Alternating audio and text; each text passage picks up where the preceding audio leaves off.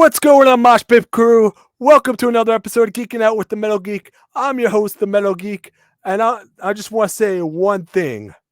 Welcome to the Geek Pit. So before we introduce our guest right now, this guy is a second generation superstar. Let's give a Geeking Out welcome to our guest today, Hammerhead Smith. Pleasure on being here.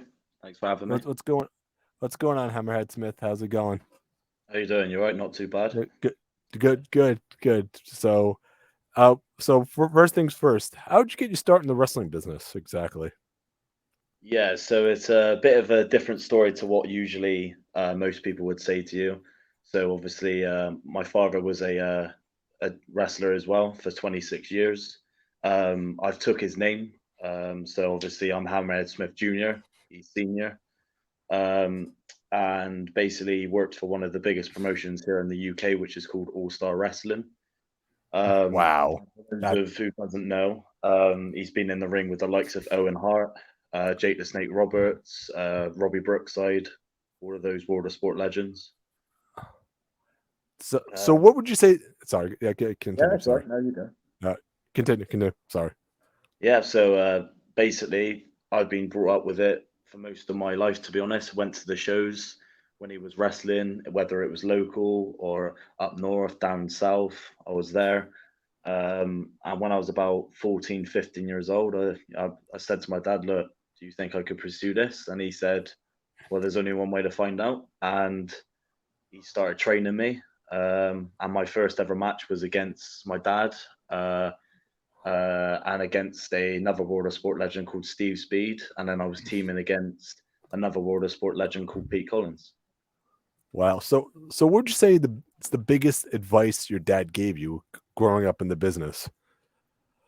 There's many things. There's many things he did say. The number one that's always stuck with me is always remember to be yourself. Don't let anyone take advantage of you, because being a second generation wrestler, a lot of people would look to that and go, okay, this is my chance to take advantage of this guy, when actually come to agree with it with the matches, no one does. They just can't take with it. Yeah. Also growing up as a second generation star, also like you have to work 110% harder just because everybody's looking at you and saying it's like, oh, he's just given this opportunity because of his dad. You know what I mean? But you have to put in the work to prove, hey, I belong here, you know? Exactly. You've hit the nail on the head there. When I first broke into the business, a lot of people, still happens to today. It's crazy because I've been in the business now for about 7 to 8 years. And it still happens to this day where a lot of people say you've walked into the business, you've not been trained the right way because you haven't been in an affiliated training school. But even though my dad's wrestled one of like the best in the UK back in the early 90s and late 90s, and I've been trained the right way. It may not be like the new school way, but it's the old school way. Yeah, man, if your dad getting in the ring with legends like Owen Hart, that you must hear like all the stories and everything like that, man. About stories about It's Owen Hart. crazy. It's crazy. Absolutely crazy. Uh-huh. So, who are some of your dream opponents you would love to get in the ring with that you have not get in the ring with yet? What, for like states or the indie scenes Bo- right bo- now? bo- Or both, a little bit of both. yeah, I would love to step in the ring with Zack Sabre Jr. Uh-huh. I think he's an absolute amazing talent. I think our styles would work very well with each other. And I feel like that we could put on a really good match. Let's go with, I don't know, WWE. I would probably say some of the likes of Kevin Owens. I think me and him would Yeah. be really good. Uh-huh. And possibly Drew McIntyre, because obviously Uh-huh. from the same country, I think it'd be a great match. Who have been some of your inspirations to become a professional wrestler? I know you mentioned your dad, so you know. I would say, so obviously my dad, I look to more old school kind of styles. So I don't know if he's a World of Sport legend. Unfortunately, he's passed away now, but Rollerball Rocco. Mhm. I'm Um, never heard of. I'm not too familiar with him though. But Yeah. So if you look back to his stuff on YouTube, and over the internet, he's an absolute amazing talent. My dad was fortunate enough to be in the same dressing room with him, to be on the same show with him. He gave him some feedback and advice and everything like that. So watching his stuff, it was always a pleasure, and I always learned stuff in. See, I'm a kind of a guy that doesn't really watch this kind of era of wrestling. So like, look, don't get me wrong, I watch it, but I prefer the old school kind of style. yeah, yeah. A lot of people also mentioned that you're also the second coming, like a Zach Gibson. If you want to talk how that all got started, and I, th- I, I it's weird because funny enough now, Zach Gibson is obviously from Liverpool, and funny enough now, this isn't a he's coincidence, but I'm now situated in Liverpool. Um, so it's weird. I think it came about when I debuted for Outcast Pro Wrestling in the Isle of Wight. I cut this promo, and it was in a nightclub. It was an 18 plus show against Rudy Root. You've probably heard of him. I remember I remember this match. So yeah, so So it was a good one, and a lot of people in the crowd were really hating me, and I got under a lot of people's skin. Um, it was language basically you wouldn't hear normally on a wrestling show, but because it's an 18 plus show, I was like, right, you know what? It's my debut. Let's really get the crowd going, and they were loud as anything for that match. And then after that, there was comments on the video and comments on the live stream because they did live streaming on the Twitch, and people were saying this is similar. This is like the next Zach Gibson for the reaction he was getting, the look that he's got. It's things happen weirdly, but it's not. It's like I said, it's not an insult to me. It's a compliment. yeah, I mean, because Zach Gibson, I mean, I watched some of his work and he's killing it in the States right now, man. You Absolutely. know, some of the stuff with grizzled young veterans, man. That it's like if you have to be compared to someone like a Zach Gibson, it's like it means you're doing pretty well for yourself, right Must about be, now. must be. I must be doing something right. Yeah, so yeah, but so what is your exactly your relationship with Jackson Arrow and how did that get started? So God, this goes back ages. So Jackson Arrow and me, we were in a training school in the UK called Revolution Pro Wrestling. I heard of it. Yeah, so they're really big over here. They bring all the New Japan lot over. They bring all the States guys over. Obviously, all of the UK stars over. And I went to training, and I walked in, and obviously I told the coach at the time that I've had previous experience. I've done this. Obviously, my dad's straight, and he said, "Okay, we'll have a look at you." And I remember we did the normal drills that we would do, and then there's Jackson Arrow on the apron. He goes, "Okay, nice to meet you and everything." And I started doing these drills and these warms up, and his jaw just dropped literally because he was like, the way you are in the ring, you're so aggressive and you're so fresh to this business, but you look like you've been doing it for ages.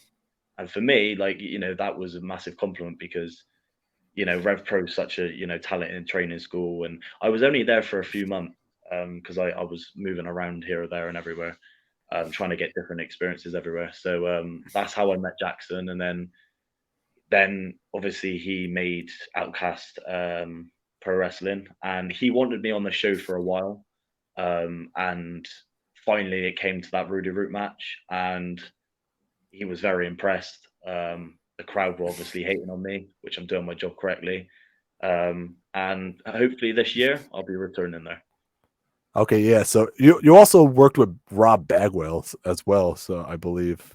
So Yeah. if you want to talk your thoughts on Yeah. So that was, I think it was December of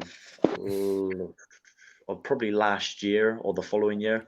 And to be honest with you, that's got to be the loudest reaction I've ever had to a match. it. Absolutely. For that match, the crowd went absolutely mental.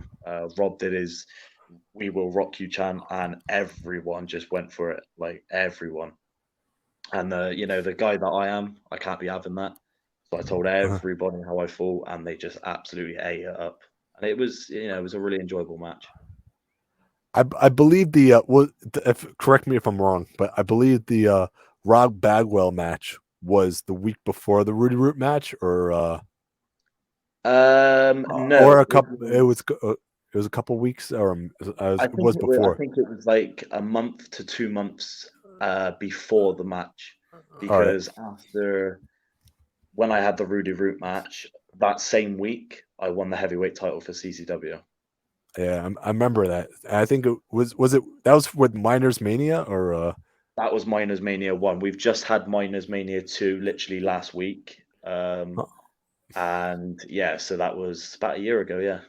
that yeah. So I believe that because I remember we were talking about that during the podcast with Rob and I think it was Summer Rae, right? Summer Rain, yeah, Yeah, yeah, that's Summer correct. Rain, yeah. It's like who would you want to be in your corner as a manager, dead or alive? I guess it means they're alive. Uh, I would say, I'd say Paul Heyman, you know. Paul He's got a Heyman. mind, he's got an absolute, mind for wrestling, and the things that, I could do in the ring, and then imagine what he can do as a manager, he just elevates everyone every time that he's in the corner with them. Yeah, Paul Heyman's. Correct me if I'm wrong. He's got to be one of the greatest of all time managers up there because I mean I've heard so many different opinions saying no Bobby Heenan. I mean, there's no really wrong answer. I mean, because they're all greats, and Yeah, just look at the caliber that Paul Heyman associates with. It's a long list. exactly. Especially ECW. If you even forgot ECW, man, he created ECW and made stars in ECW, which a lot of people know today. So, He's got an absolute mind of a genius when it comes to wrestling. Absolutely. mhm. Yeah. So what song gets you ready for a match? Like you'd say, Um, I would say sounds weird, but I don't really listen to music to get me. It's more of like I like actually chilled music, and it sounds weird because of the way I am. But then the moment my music hits, because I've got custom made music, I don't use any like copyrighted music. And then the moment that kicks in, I'm in the zone straight away. So like backstage in the dressing room, I'm very calm, and then the moment my music hits, it's like Austin. The moment that glass hits, he was on it, and that's exactly yeah, what I'm like. yeah. So what is it exactly? What's your energy like going through that curtain, man? What's like the feeling like when you go through it? It's multiple emotions because obviously, due to me being a second generation, I've always feel like the moment I walk out, I've always got to prove something, and I've always got to go out there and just show everyone exactly why, I'm a second generation and why I say who I am. Um, so it's a mix of emotions. I always get butterflies, but before a match, it always is because you're walking out to hundreds of people. You don't know the way they're going to react to you. 90% of the time, they absolutely hate my guts. That's a good thing. Um, so yeah, it's a mix of emotions, but I won't have it any other way, to be honest. What would you say the biggest heat that you received from a fan is? Like or the crowd, you could say. Um, I've had I've probably had, I think this was 3 months ago. I did a show in the UK, and uh, it sounds bad, but it's just the way I am. So a child was eating. Do you know? Have you got Mars bars wherever you are? I Chocolate bars. think chocolate. Yeah, I know. Okay, go Um, ahead. it was like a candy bar, and I took the candy bar off the child, ate it, and then spat it away, and then chucked it. So obviously it was his food. The mother came round with a walking stick and tried to take my head off. Oh, crap, man. Yeah, but I So mean, but you think about it this way. A good friend of mine actually told me it's all fair game because the parents pay for this type of exactly, entertainment. they're there to So see that it's give. like it's like all about the heel just doing something like dastardly and for the baby face to come back and do something nice. Exactly. Like they're there to to be entertained, and I feel that it's an old saying: if we don't have the crowd, we don't have wrestling. Yeah.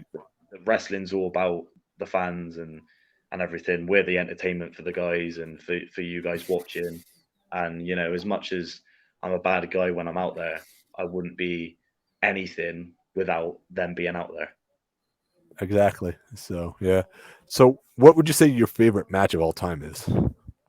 Um, I would say it's a mix between the two. So Mr. Perfect versus Bret Hart at SummerSlam, and also Stone Cold Steve Austin versus Bret Hart at WrestleMania 13. Hmm. Yeah, for me, it's gotta be. I'm a huge Japanese style, so my favorite's gotta be Okada and Kenny Omega, from Dominion. I think it Okay. was. I think it was the fourth one. I believe that was See, the. them two are, they've got amazing talent. They could wrestle a broomstick and they would put on a 5-star classic. Yeah, I mean, exactly. Okada and Kenny, the two of them. I mean, they could wrestle anybody with no training, nothing, and they They could still bring them. They could bring them to like a 5-star match, and exactly. you know that's just something. So, and then when the two of them get together, man, they just make magic, man, right there. As So, I mean, instant 5-star, instant. it's got to be more for Yeah. me though. But yeah. So what would you say your favorite food is? I would say pasta because it's just full of energy, and I'm always eating it. So, Yeah, I, you know, I can't really say the bad answer because it makes me look very bad. I wouldn't mind a mhm. McDonald's here and there, but pasta, is always my go-to. Pasta. My girlfriend's family, Yeah, they love. They're Italian, so Italian food, pasta is number one right here, man. Yeah, yeah, yeah. always. Yeah. So we got a comment right now. The heel always gets the fans that hate them. The heel makes the match. So you Exactly. agree with that? Yeah. I mean, I 100% agree with that statement. Like I said before, it's like you have to get the crowd so heated up so the babyface, It's like gets it's like like it's like watching a film. There's no villain without a hero. You know. exactly. So it's like now I want to talk a little bit of a different topic from WrestleMania last night. I've been getting a lot of mixed reactions. I don't know if you watched last night or Yeah. So I, in a weird way, I wasn't shocked that Roman won. me either. Honestly. I called it to everybody, and every one of my friends are like, "No, you're lying. Cody has to win. This is bullshit. Cody's got to win." I'm like, "No, it's guys." Me being a podcaster and talking to wrestlers, it's like, Yeah, to be honest, it's like it sets up a bigger story for Cody and makes you exactly. want him to have it more. It's Now you more want him to it's more like a retribution story for him. So like obviously he's had this loss, which means now it gives him more hunger to obviously chase it. But I was hoping because there it is rumored that Randy Orton was meant to come out in that match, and I was hoping it would, but it no. didn't happen. It didn't happen, but the match was great though, and now that Roman won, people legit really hate Roman Reigns, and that this is exactly what you want to do and this is how you sell a match right there. So, Exactly. just want to know what your feelings are about WWE getting bought. It's weird because I know where I kind of got an idea of where Vince would be going for that. For one, it gets more eyes on the product because you got to think a lot of UFC now people will come over to WWE and watch, because there's a lot of it kind of opens up a lot of doors because there's always talk of Conor McGregor transferring over to WWE. Now that could happen. So there's a lot of potential to a lot of good things and possible bad things happen. We It, don't know. there was also talks about Daniel Cormier coming in over and doing some stuff with them too, maybe Brock or something. Yeah, Yeah, that's what I mean. So there's potential, and like I said, I don't doubt or don't think badly of Vince for doing it. It's a big money decision, and to be honest with you, if you look at the figures, once he's retired, he's settled, he's he's done. sorted. He's done. Yeah. So I have a couple more questions left. What do you see yourself in 5 to 10 years? You'd say. I would see now. A lot of people would be like, "Oh, I want to be in WWE." For me, I want to have a chance to go abroad a little bit. So maybe come to the States where you are. Um, maybe have a stint in Japan, tour over there, learn some new skills, face some, really high level opponents. Like, I've the last few months it is elevated for me. I wrestled Gianni Valletta, the All Japan Pro Wrestling star. Hmm. I wrestled him at Firestar Pro Wrestling. The opponents are getting bigger. It's just I need that platform now to extend over and hopefully tour overseas. Yeah. So where are some of your dream places you like to travel to? Like that you Number not travel one, to you. I would say number one would be Japan. Hmm. Um, I would love to go to New York and LA, and also Germany because the wrestling scene in Germany is on fire at the minute. A quick question: how did you come up with the name Hammerhead Smith, or is it This from your was dad?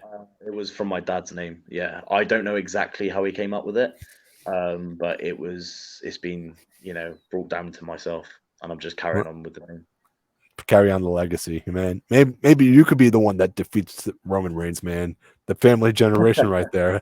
Uh, I'll check my after this interview. I'll check my spam folder and make sure Vince hasn't emailed me. But we'll see. Yeah, that's the request box right there. It's like, wow, I got a message from WWE there. There you go. And this and Vince is always about the money. He doesn't care. There. Yes, some truth to that. Mhm. So, do you have any upcoming shows or Yeah. So I'm quite busy. So I am wrestling next at the end of this month with CCW. And then next month I'm literally booked every single weekend. So it's and then from May up to all the way to the end of the year, it's looking pretty busy. And that's exactly what I want. I want to be busy, and I don't want to be waiting like a month to 2 months when the next one is. And like luckily for me, and I'm fortunate enough because if I look back to 4 to 5 years ago, I wouldn't even be dreaming about having these shows every weekend. It was always like, it would be at January and I'd be like, right, your next show is in June or October. Where now I'm fortunate enough to be like looking at my diary and I'm like, I've got shows every weekend. yeah, damn man. So that yeah, and that's good though. I mean, and the times I always talk to wrestlers. I'm like, you want to come on the podcast this week? He's like, okay, I'm very booked this week. Booked this week. I'm like, okay, that's good, man. Good enough. Which is good for you guys, and I'm proud. You know. I appreciate that. Like I said, I feel like ever since lockdown happened and then we came back from lockdown, my kind of career in the indie scene's picked up and it's getting busier and a lot of people now are starting to know my name, which is good. So things are looking up, and I just need to keep that momentum going. Yeah. So I mean, your matches are pretty much like the big man versus little man matches. Have you ever had any big man versus big man matches or Yeah, so I had obviously what I just mentioned about Gianni Valletta. He's an absolute massive of a guy. So that was a big test for me. It was for the European title. So obviously that was a huge test for me.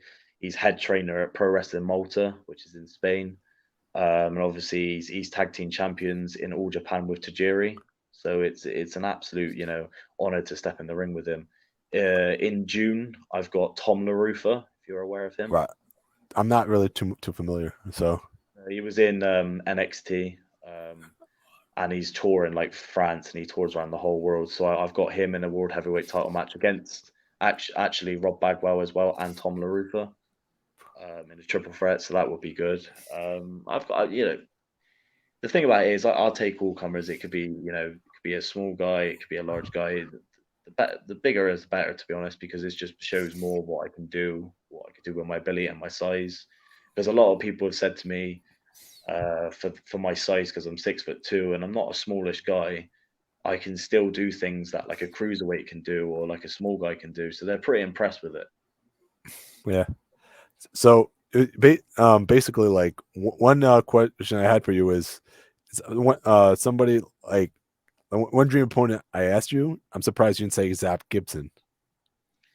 Well, I could have left that for maybe a tag team. Yeah, Or you could tag team with him. That's another thing right there. You and Exactly, Zach that's Gibson. what I mean. Don't get me wrong. I would love to step in the ring with him. I really would. But because of the back of my mind, everyone keeps saying you're the second Zach Gibson. It might put me off a little bit. There you go. So do you have any social medias or Yeah. So on Facebook, I've got Hammerhead Smith. On Instagram, I've got Hammerhead Smith Jr. And I think that's about it. I'm not massively big on social media, but I'm trying to get out there a little bit more. So obviously, I'm trying to progress the social media platform a little bit more. yeah. So yeah, I want to thank you so much for taking the time out and coming on the podcast. Absolutely. Not a problem. Hammerhead, man. Maybe in the future episodes you come back, you know? Yeah, of So course, of course. all right. All right. I So appreciate you having me on. all right. I'm the Metal Geek. Oh wait, we have one more question. We already said that though, but favorite wrestlers. Tag team growing up. I would actually say, I'd say either two, Brothers of Destruction or Kane and X Pac Kane Xbox. So I'm the Metal Geek. And just say your name.